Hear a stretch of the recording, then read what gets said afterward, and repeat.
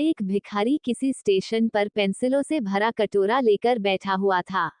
एक युवा व्यवसायिक उधर से गुजरा और उसने कटोरे में 50 रुपए डाल दिया, लेकिन उसने कोई पेंसिल नहीं ली। उसके बाद वह ट्रेन में बैठ गया। डिब्बे का दरवाजा बंद होने ही वाला था कि व्यवसायिक एकाएक ट्रेन से उतरकर भिखारी के पास लौटा और कुछ पेंसिल उठाकर बोला, मैं कुछ पेंसिल लूंगा। इन पेंसिल की कीमत है, आखिरकार तुम एक व्यापारी हो और मैं भी। उसके बाद वह युवा तेजी से ट्रेन में चढ़ गया। कुछ वर्षों बाद वह व्यवसायिक एक पार्टी में गया। वह भिखारी भी वहां मौजूद था। भिखारी ने उस व्यवसायिक को देखते ही पहचान लिया। वह उसके पास जाकर बोला, आप शायद मुझे नहीं पहचान रहे हैं, लेकिन मैं आपको पहचानता हूँ।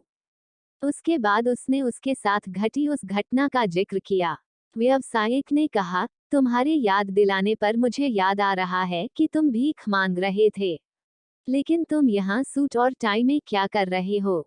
भिखारी ने जवाब दिया, आपको शायद मालूम नहीं है कि आपने मेरे लिए उस दिन क्या किया। मुझे पर दया करने की बजाय मेरे साथ सम्मान के साथ पेश आए। आपने कटोरे से पेंसिल उठाकर कहा, इनकी कीमत है, आखिरकार तुम भी एक व्यापारी हो और मैं भी।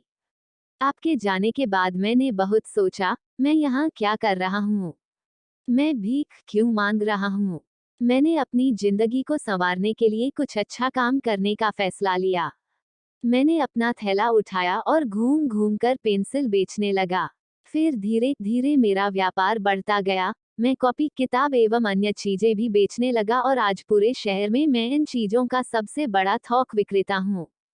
मुझे मेरा सम्मान लौटाने के लिए मैं आपका तहे दिल से धन्यवाद देता हूँ, क्योंकि उस घटना ने आज मेरा जीवन ही बदल दिया।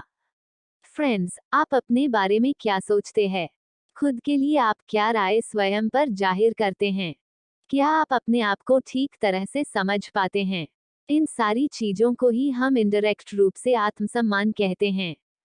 दूसरे लोग हमारे बारे में क्या सोचते हैं, ये बातें उतनी मायने नहीं रखती, या कहें तो कुछ भी मायने नहीं रखती, लेकिन आप अपने बारे में क्या राय जाहिर करते हैं, क्या सोचते हैं, ये बात बहुत ही ज्यादा मायने रखती है।